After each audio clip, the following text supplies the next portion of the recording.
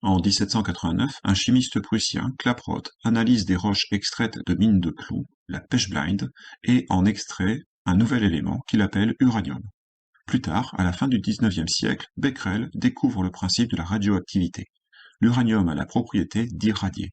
Marie Curie fait partie de l'équipe de Becquerel et découvre dans la pechblende deux nouveaux éléments, le polonium et le radium, ce qui lui vaut le prix Nobel de physique en 1903 et de chimie en 1911. Elle donne la définition de la radioactivité, c'est-à-dire la capacité de certains éléments chimiques à irradier naturellement. C'est aussi à la fin du XIXe siècle et au début du XXe que les découvertes sur l'atome commencent. L'atome, c'est l'élément constitutif de la matière, de toutes les matières. Il se combine avec d'autres atomes pour composer des molécules. Mendeleïev met au point une classification de tous les éléments, c'est-à-dire de tous les atomes. Atome vient du grec et signifie qu'on ne peut diviser. Chaque atome est composé d'un noyau où on trouve des protons et des neutrons. Autour de ce noyau gravitent des électrons. C'est Rutherford qui découvre cette structure de l'atome en 1910. La plupart, mais ce n'est pas le cas de l'uranium, sont des éléments très stables, c'est-à-dire que les protons, neutrons et électrons qui les composent sont très solidement liés entre eux. Dans l'entre-deux-guerres mondiales, les scientifiques réfléchissent à la possibilité de casser les atomes, Einstein ayant émis l'hypothèse de cette possibilité. L'idée va être d'utiliser les éléments naturels les moins stables, comme l'uranium, pour bombarder des atomes avec des neutrons libres. La fission nucléaire, réalisée alors, n'est possible qu'avec un certain type d'uranium,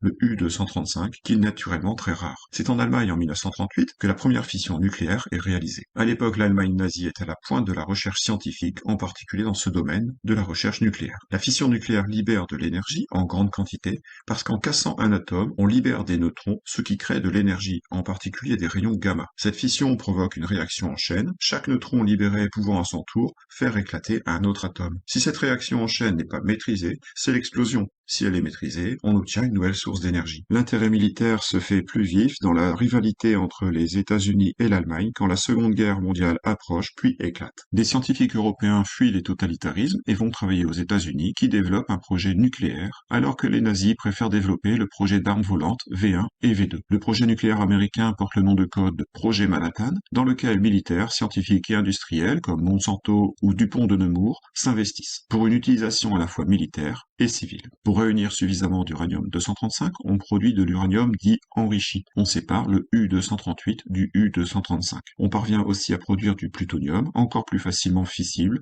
qui est utilisé sur la ville de Nagasaki. Après un premier essai dans le désert du Nouveau-Mexique en 1945, la bombe A est larguée sur Hiroshima le 6 août 1945, causant 70 000 morts sur le coup et encore 70 000 morts dans les années qui suivent, puis la bombe au plutonium sur Nagasaki le 9 août 1945, faisant plus de 100 000 morts. Le monde vient d'entrer dans une nouvelle ère.